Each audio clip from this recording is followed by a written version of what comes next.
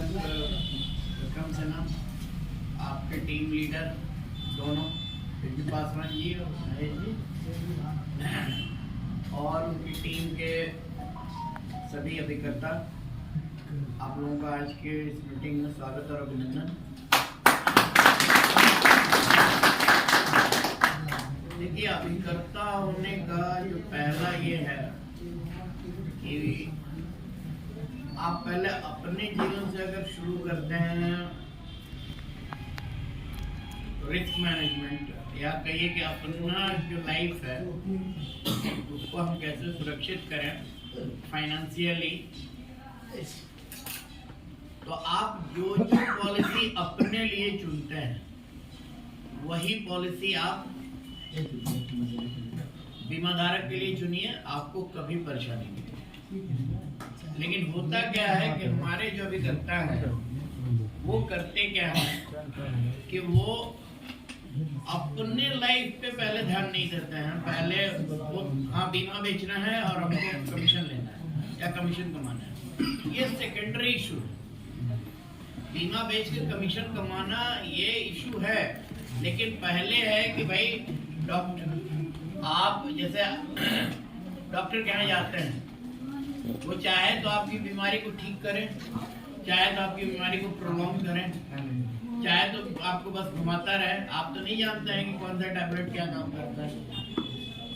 तो आपको 15 दिन में भी ठीक कर सकता है, वो पता चला कि वो 15 महीने में भी ठीक कर सकता है, और या तो 15 साल तक भी आपको घसीट सकता है। लेकिन अच्छा डॉक्टर तो वही होता है ना जो कि 15 दिन में आपको ठीक कर दे। एक अभिकर्ता बढ़िया वही होता है जो कि अपने बीमा धारक का पूरी तरह से रिस्क कवर करता है। और आज की तारीख में आप 4-5 चीजें बेच सकते हैं, लेकिन आप सिर्फ एक बेच रहे हैं। अभी हेल्थ इंश्योरेंस की चर्चा हो रही थी, ठीक है, आपको मान लीजिए कोई चीज नहीं समझ में आता है, नहीं समझ में आता है तो उस पर चर्चा कीजिए, उसको छोड़ दीजिए। अगर नहीं समझ में आता है तो कोशिश कीजिए समझने का। आपके कोशिशों के बाद भी अगर नहीं समझ में आता है तो ठीक है, उसको थोड़ी देर के लिए किनारे कर दें। जो चीज बिल्कुल आसान है, जो समझ में आता है, कम से कम उसको तो इम्प्लीमेंट करने की जरूरत है। आप बताइए कि एक स्वस्थ व्यक्ति है, उसकी लाइफ में कितने तरह का खतरा है। एक खतरा ये है कि पता चला कि वो अपना रोजमर्रा का काम कर रहा है, छत से गिर गया, सीढ़ी से गिर गया, एक्सीडेंट हो गया, कुछ हो गया, कोई बीमारी ऐसी अचानक आ गई। बहुत सारे लोग बिल्कुल जो ढंग से लाइफ जी रहे थे, कोरोना में अचानक चल बसे। आज उसकी फैमिली को कौन देख रहा है? रिस्क कवर करना यही है ना कि भाई हम नहीं जानते हैं कि आफत कहां से आई, लेकिन उस आफत को हम टाल नहीं सकते।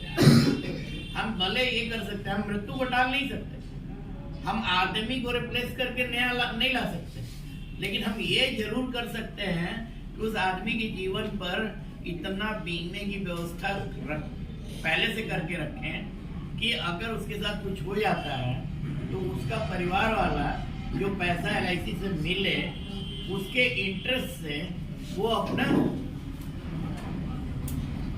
जो है भरण पोषण कर ले, अपना जो बाल बच्चा वो छोड़ गया उसका भरण पोषण कर ले। यही है ना, यही बीमे का उद्देश्य है ना। आप लोगों ने, कितने लोगों ने अपने लाइफ पे टर्म इंश्योरेंस लिया हुआ है, पहले ये बताइए। हाथ उठाइए, हाथ उठाइए। आप में से किसी ने नहीं लिया हुआ है? 855 जीवन अमर किसी ने नहीं लिया हुआ है? अब बताइए जीवन अमर में कितना पैसा है? आप अच्छे भले काम कर रहे हैं, आपने कभी सोचा है कि आपके लोग सरेंडर करने आते हैं पॉलिसीज को।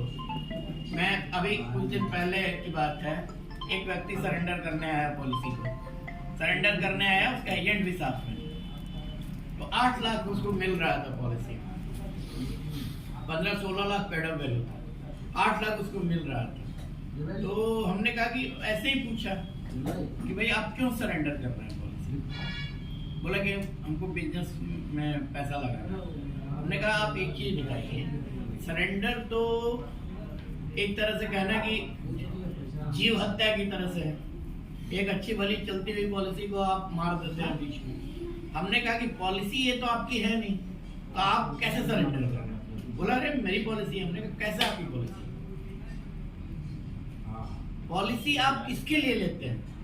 बैंक का एफडी आप अपने लिए करते हैं, म्यूचुअल फंड में इन्वेस्टमेंट आप अपने लिए करते हैं, एलआईसी में इन्वेस्टमेंट आप अपने परिवार में, एलआईसी में जब पैसा आप इन्वेस्ट करते हैं तो अपने परिवार के लिए करते हैं। उसमें आपको ये नहीं रहता है कि हम 100 रुपए जमा किए और हमको 4 रुपया ब्याज मिल जाए, 5 रुपया ब्याज मिल जाए या 6 रुपया ब्याज मिल जाए। वहां उद्देश्य ये रहता है कि अगर हमने 100 रुपया वहां इन्वेस्ट किया है तो हमको 1 लाख का कवर मिला है या 10,000 का कवर मिला है। 1,000 रुपया हमने लगाया तो ये हमको 1 लाख का कवर मिला। तो अगर हमारे साथ कुछ हो जाता है तो 1,000 का 1 लाख क्या आएगा? इसी के लिए लेते हैं ना। वो काम आप लोग जब अपने जीवन पे नहीं कर रहे हैं तो आप अपने बीमा धारक के जीवन पे कैसे कीजिए? इसमें से कितने लोग हैं जिनकी लाइफ पे जो रनिंग पॉलिसी है वो 10 लाख के ऊपर है? 4-5 लोग के हाथ उठे। आप लोगों की आमदनी कितनी है महीने की? हम सर कितनी है? 50,000। 50,000। 50,000 वाला अगर व्यक्ति, हमको नहीं मालूम है एग्जैक्टली कितनी है, 10 लाख का बीमा किए हुए है, 50,000 आमदनी में महीने की साल की आमदनी कितनी हो गई? एलआईसी से उसको 10 लाख का उसके फैमिली को क्लेम मिलता है, वो कै साल चलेगा? 1.5 से पौने 2 साल चलेगा। कितने चलेगा? उद्देश्य क्या है कि जिसका 6 लाख सालाना इनकम है उसको कम से कम कितना बीमा होना चाहिए? आज के इंटरेस्ट रेट के हिसाब से उसका बीमा कम से कम 20 गुना होना चाहिए। तो 6 लाख का 20 गुना कितना हो गया? 1 करोड़ 20 लाख। 1 करोड़ 20 लाख और 10 लाख की पॉलिसी। ये गैप कैसे भरा जाएगा? इस गैप को भरने का एक ही तरीका है कि आप टर्म इंश्योरेंस लीजिए और टर्म इंश्योरेंस बेचिए। एक ही तरीका है। आप घबरा जाते हैं कि मेडिकल बोलता है, आता है तो आता है, क्या करें उसके लिए? मेडिकल कराएंगे, पास कराएंगे भी मेडिकल। यहाँ पर आप ही के क्षेत्र में एक व्यक्ति है जो कि इस काम को कर रहा है, तस्लीम। आप क्यों नहीं कर सकते? आप लोग एक बात समझिए कि आप लोग सिर्फ पैसे को उद्देश्य बना के चल रहे हैं, जो कि बिल्कुल गलत है। आप सिर्फ आपके जेब में कमीशन आ जाए ये सोच के काम कर रहे हैं, जो बिल्कुल गलत है। मैं आपको कह रहा हूं कि कमीशन आपको मिलेगा, उन पॉलिसीज में भी आपको कमीशन मिलेगा और उतना ही मिलेगा, लेकिन उसमें क्या होगा कि वो आपका जो पॉलिसी होल्डर है वो सिक्योर है। अब आप देखिए, आप मान लीजिए आप कोरोना टाइम में बहुत सारे लोग बीमार हो गए या काम धंधा बंद हो गया, हमारे पास इनकम का साधन उस समय कम हो गया, एक्टिविटी कम हो गई, लोग बीमार पड़ जाते हैं, काम पर नहीं जा पाते हैं, दुकान पे नहीं बैठ पाते हैं, दफ्तर नहीं खोल पाते, दफ्तर नहीं जा पाते हैं, अपनी एक्टिविटी नहीं चला पाते हैं। उस समय के लिए क्या व्यवस्था है? बीमारी पे खर्च आता है, बहुत खर्च आता है। किसी को कैंसर हो जाए, तो कैंसर होने की कंडीशन में ये स्थिति है कि आंकड़ा कहता है कि 87% लोग जो होते हैं वो कुछ ना कुछ अपना जो फिक्स्ड एसेट होता है वो बेचते हैं। कोई सोना मनी की बेचता है, कोई घर मकान बेचता है, कोई प्लॉट बेचता है और तब जाके इलाज कराता है। और हमारे यहाँ एक पॉलिसी है जो कि 2400 रुपये में आपको 10 लाख का कवर देती है, मात्र 2400 रुपये में।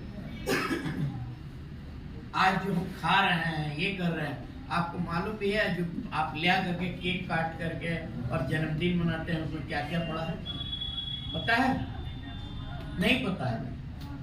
लेकिन हम अपने आप को कवर, आप मान लीजिए ठीक है, आप केक खाना नहीं बंद कर सकते, जन्मदिन मनाना नहीं बंद कर सकते, खान पान में आप जो भी चीजें इस्तेमाल कर रहे हैं उसके बारे में आप गुणवत्ता की जांच नहीं कर सकते, कम से कम अपने आप को सुरक्षित तो कर सकते हैं।